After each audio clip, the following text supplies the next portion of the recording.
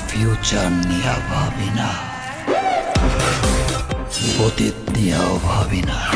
শাকিব খানের বরবাদ সিনেমা ঈদ উল ফিতরে মুক্তি পাবে। এই সিনেমাটির টিজার রিলিজ পেয়েছে। টিজারটির সম্পূর্ণ দৈর্ঘ্য 1 মিনিট 44 সেকেন্ড। তো টিজারের শুরুতে আমরা একটি ডায়লগ শুনতে পাই, আমার মা হয়ে লজ্জা হয় একটি মেয়ের গলায়। এর পরের দৃশ্যে আমরা দেখতে পারি কেউ একজন বন্দুক বের করছে এবং মিশা সওদাগর হয়তো এই সিনেমাতে একজন পলিটিশিয়ানের চরিত্রে অভিনয় করবেন, যেখানে তাকে অনেকগুলো স্যুটবুট পরা লোকের সাথে দেখা যায়, যারা হয়তো তার বডিগার্ডও হতে পারে।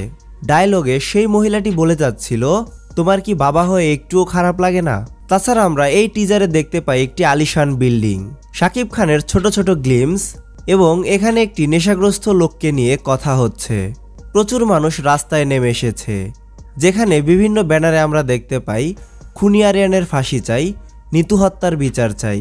এরপরে আমরা আরও শুনতে পাই ব্যাকগ্রাউন্ডে ওই মহিলাটি বলতে থাকে, আপনার ছেলেটি একটি জানোয়ার। এবং এই ডায়লগের পরে আমরা শাকিব খানের সেই আইকনিক সিনটি দেখতে পারি, যেখানে শাকিব খান তার আঙুল দিয়ে সবাইকে চুপ হওয়ার ইশারা দিচ্ছে। শাকিব খানকে মেহেদী হাসান হৃদয় যতটুকু ভয়ঙ্কর রূপে প্রকাশ করতে চেয়েছেন, তার থেকেও হয়তো আরও বেশি ভয়ঙ্কর রূপে ধরা দিয়েছেন শাকিব খান। মানুষ মারা যেন তার হাতের খেল। শাকিব খানকে কেউ জিজ্ঞেস করে তোমার ফিউচার কি, তার উত্তরে শাকিব খান বলে, আমি আমার ফিউচার নিয়ে ভাবি না। ওই সময় আমরা শাকিব খানের ফেসে একটা রোলেক্সের চিহ্ন দেখতে পাই, সম্পূর্ণ মুখে তার রক্ত মাখা এবং তার শরীরে একটি সাদা টি শার্ট, যেখানে রক্ত খুব ভালোভাবেই ফুটে উঠেছে। টিজারের যতগুলো দৃশ্যে শাকিব খানকে দেখানো হয়েছে, প্রত্যেকটি লুকই খুবই ভালো ছিল। টিজারের অনেকগুলো সিনে আমরা দেখতে পাই শাকিব খান লিডারের মতো হেঁটে যাচ্ছে এবং তার পিছনে থাকা লোকগুলো সবাইকে মারছে। এরপরে আসে এই টিজারের লাভ অ্যাঙ্গেল, যার নাম নিতু। শাকিব খান নিতুকে ছাড়া কোনো কিছুই ভাবতে পারে না, সে তাকে অনেক ভালোবাসে। নিতুর জন্য সে পুরো দুনিয়া বরবাদ করে দিতে পারে। তো নিতুর সাথে ভবিষ্যতে কি হবে এবং এর জন্য শাকিব খান কি করতে যাচ্ছে, এটাই হয়তো এই সিনেমার মূল গল্প হতে যাচ্ছে।